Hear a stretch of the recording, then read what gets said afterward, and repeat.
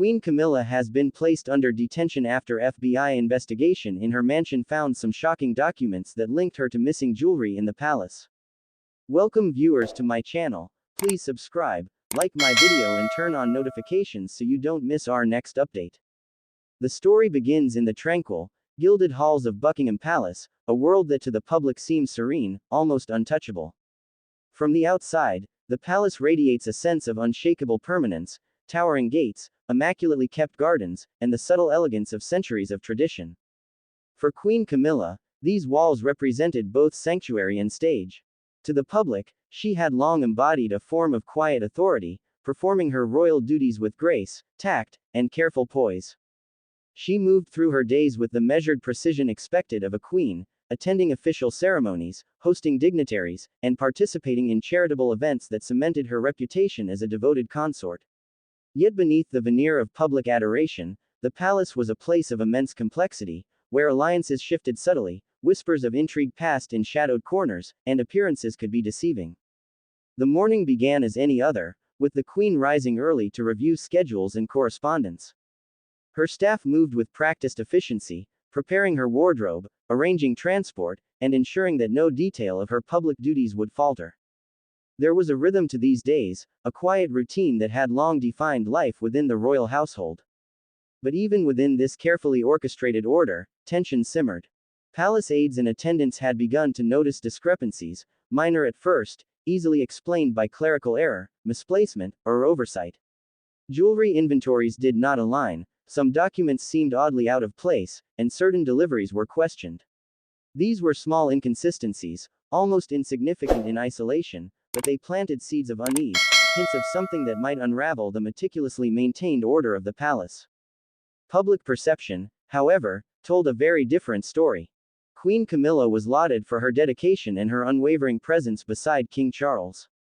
Royal watchers often described her as a stabilizing force, someone who could navigate the pressures of monarchy without faltering. Her image was polished, curated, and carefully managed through every engagement. Photographs captured her poised demeanor during official appearances, smiling gently at charitable events, or attentively listening during diplomatic meetings. There was a sense of controlled perfection, an impression that the queen was both omnipresent and untouchable. Yet as often happens behind the scenes of such carefully constructed public images, not everything was as flawless as it seemed. Palace staff, those who had long worked in service to the crown, understood the delicate balance that existed between loyalty and observation. They knew that their words and actions could carry weight far beyond what outsiders might comprehend. Among these individuals, unease began to manifest in subtle ways: hushed conversations in hallways, nervous glances exchanged over tea, and a growing reluctance to leave items unattended. The sense of tension was palpable, even if it was not yet visible to the outside world. Staff members, despite their commitment to discretion, could feel the palace itself responding to an invisible shift, a quiet tremor running through its halls. While the queen maintained her composed exterior, there were moments when the weight of her role became tangible. Behind closed doors, discussions about palace security, inventory management, and the handling of valuable artifacts became more frequent. Even minor decisions, once routine, were now accompanied by a subtle undercurrent of caution. The queen's advisors, always mindful of protocol, began to recognize the importance of safeguarding not only the physical assets of the palace but also the fragile integrity of the institution itself. Every interaction, every document, every movement of personnel carried significance. And in this environment, the seeds of a brewing storm were quietly taking root. Historical context deepened the complexity of the situation. The monarchy had weathered countless scandals over the centuries, ranging from political intrigue to personal indiscretions. Each incident carried its own set of consequences, reshaping public perception and altering the trajectory of the royal family. But few events had threatened to pierce the carefully constructed veil of loyalty and trust from within, targeting the very individuals tasked with maintaining it. In that sense, the early hints of trouble surrounding the palace's missing jewelry were more than minor operational challenges. They represented a potential rupture of confidence, a threat to the delicate equilibrium that had long sustained royal life. Even as the queen went about her duties, subtle anomalies continued to emerge. Deliveries of rare gemstones and ceremonial objects arrived with incomplete documentation, and certain pieces of jewelry could not be accounted for in inventory logs. At first, these issues were shrugged off as administrative errors, the sort of small oversight that could easily occur in a household responsible for safeguarding centuries of priceless artifacts. But as the discrepancies multiplied, and as the questions began to circle back to the Queen herself, the palace environment became increasingly charged with a quiet tension. Staff members, once confident in their roles and responsibilities, now moved with a cautious attentiveness, aware that something unusual was afoot. The public remained blissfully unaware, seeing only the continuity of royal appearances and the steady presence of the Queen at ceremonial events. Photos of her attending garden parties, ribbon-cutting ceremonies, and charity galas reinforced the perception of an unshakable figure, composed and dignified. Yet the juxtaposition between public perception and private unease was stark. Behind the scenes, individuals who had devoted their lives to the service of the crown were grappling with uncertainty, realizing that the seeming stability of the palace might be illusory. Small signals, misplaced papers, unexplained absences of certain objects, and the sudden insistence on stricter oversight, hinted at a tension that had been simmering just beneath the surface. As days passed, the inconsistencies grew too significant to ignore. Security protocols were quietly revised, inventories meticulously rechecked, and conversations that once felt routine took on a sharper, more urgent tone. Advisors began to wonder whether the anomalies were the result of simple human error or if they pointed towards something more deliberate. Within the palace, the Queen maintained an unwavering front, projecting confidence and control, yet the undercurrents of suspicion continued to swell, imperceptible to the public eye but undeniably present within the walls of power. It was a delicate dance, maintaining the outward image of calm while navigating a world increasingly fraught with uncertainty and quiet alarm. The first real test of the palace's stability came during an internal review of valuable artifacts. A select group of trusted aides was tasked with cataloging a collection of rare and historic jewelry. As they meticulously examined each piece, they began to notice items missing, others misfiled, and some recorded in ways that contradicted prior inventories. Initial discussions suggested mistakes, but soon it became clear that these were not ordinary discrepancies. The anomalies were systematic, revealing a pattern that could not be easily dismissed.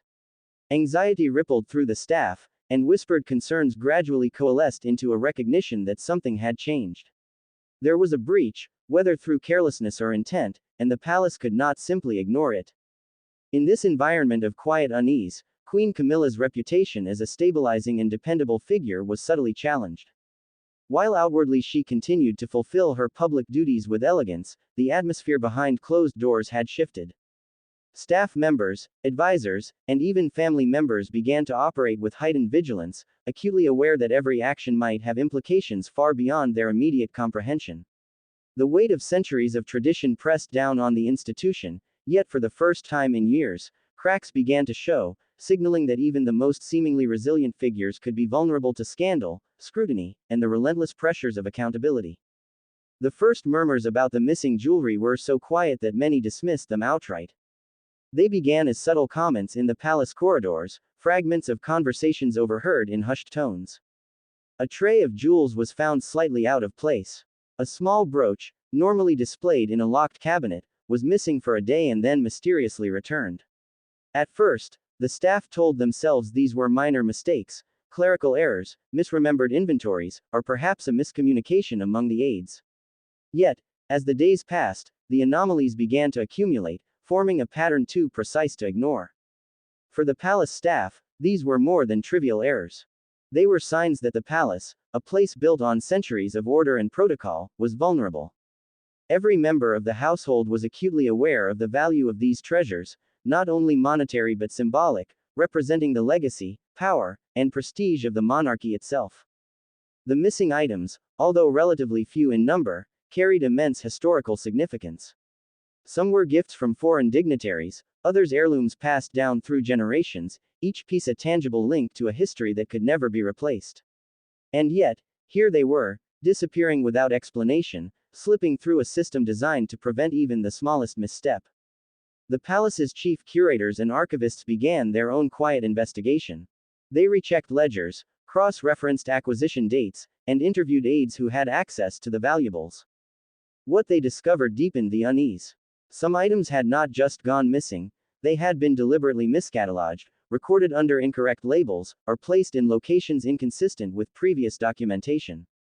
It was subtle enough that a casual observer might miss it, but for those who had spent decades safeguarding royal treasures, it was glaring. The inconsistencies could not be ignored, and soon the whispers that had begun as inconspicuous chatter grew louder, carrying an unmistakable weight of concern and suspicion. It was during this time that the first rumors about Queen Camilla's involvement began to surface. They were faint at first, passing from one aide to another in a mix of disbelief and apprehension. Could she have known? One staff member asked quietly. Would she? The questions remained unfinished, yet the mere act of asking them signaled a shift in perception within the palace. For centuries, queens had been viewed as symbols of virtue and stability, above suspicion and beyond reproach. The idea that one could be implicated in the disappearance of priceless jewels seemed almost unthinkable. And yet, the subtle evidence, the misplacements, the anomalies, the deliberate errors, began to sow seeds of doubt in even the most loyal hearts. Outside the palace, these whispers were, of course, invisible. To the public, Queen Camilla's life appeared untroubled. She attended ceremonial events, charity galas, and public engagements with the elegance and composure that had long defined her role. Photographs captured her smiling in sunlight, graciously receiving dignitaries, or addressing charitable organizations with apparent serenity. There was no hint of the storm brewing behind the palace walls. The contrast between public perception and internal reality created a tension that only those who worked closely with the Queen could understand, a silent drama that unfolded in the corridors, private offices, and vaults of Buckingham Palace. As the whispers grew, so too did the anxiety among those closest to the Queen. Staff members who had once felt secure in their positions now moved cautiously, aware that even the smallest misstep could draw scrutiny. Conversations that had once been casual and routine were now carefully measured.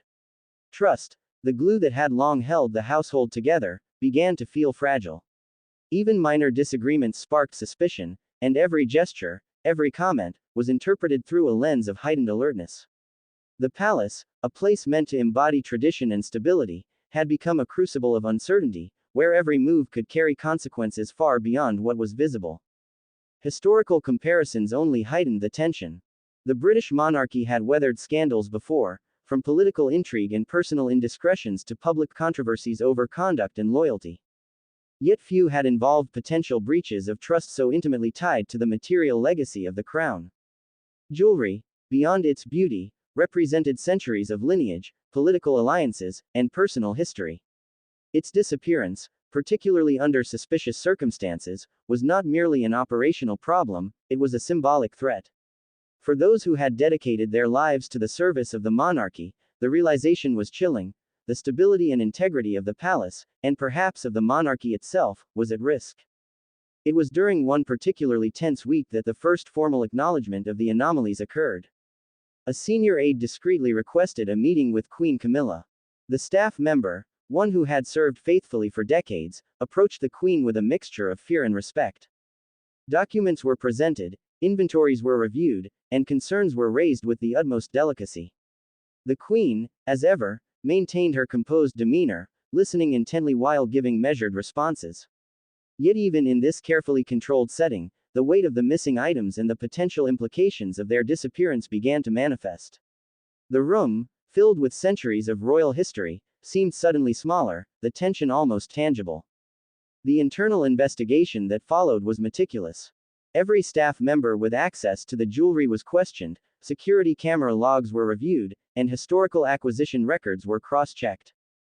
No detail was too small to escape scrutiny. Each discovery, no matter how minor, was catalogued and analyzed. The palace became a hive of quiet activity, a place of tension, suspicion, and meticulous observation.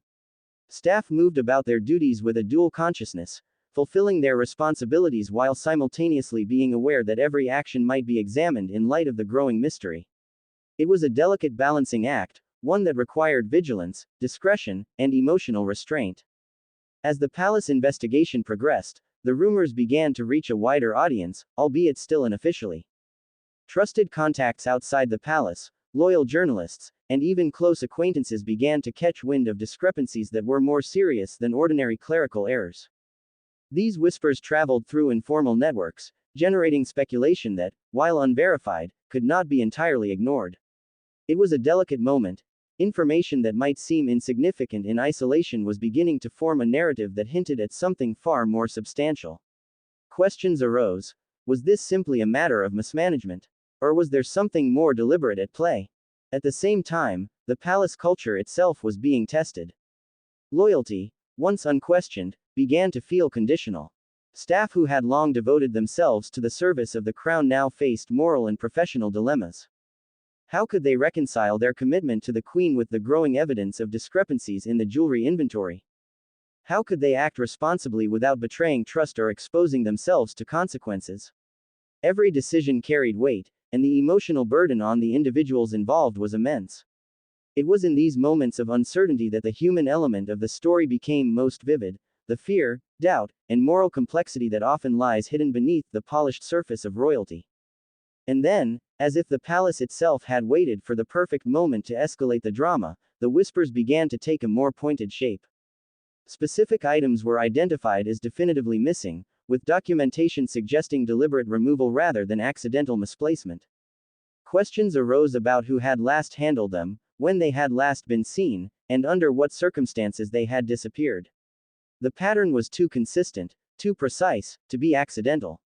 A quiet consensus began to form among palace aides and curators. This was no ordinary inventory issue. It was a mystery, one that hinted at a breach of trust with consequences that could reverberate far beyond the palace walls. The tension reached a new peak when the first informal speculations about Queen Camilla's possible knowledge or involvement began to circulate among the aides. Though still whispered and unconfirmed, the idea planted seeds of doubt that could not be easily dispelled. Staff debated in private corners, weighing evidence, recalling small anomalies, and piecing together fragments of observation that suggested something more deliberate than mere oversight. These discussions, though cautious and discreet, reflected a growing awareness. The missing jewelry was no longer simply a problem to be managed. It was becoming a scandal, one that had the potential to destabilize the carefully maintained order of the palace and tarnish the public image of the monarchy. The drama of the missing jewels was not only about objects. It was about symbolism, trust, and power. Each piece carried with it centuries of history, the weight of tradition, and the implicit expectations of those who safeguarded them. Their disappearance signaled not merely a failure of procedure, but a potential fracture in the moral and institutional foundation of the royal household. For those who served the monarchy, the implications were staggering. They faced a dilemma: protect the institution, report anomalies, or attempt to uncover the truth themselves. Every choice came with risks, and every step carried emotional weight. By the time the whispers had evolved into serious concerns, it was clear that the palace could no longer treat the situation casually. What had begun as minor anomalies had grown into a narrative too significant to ignore.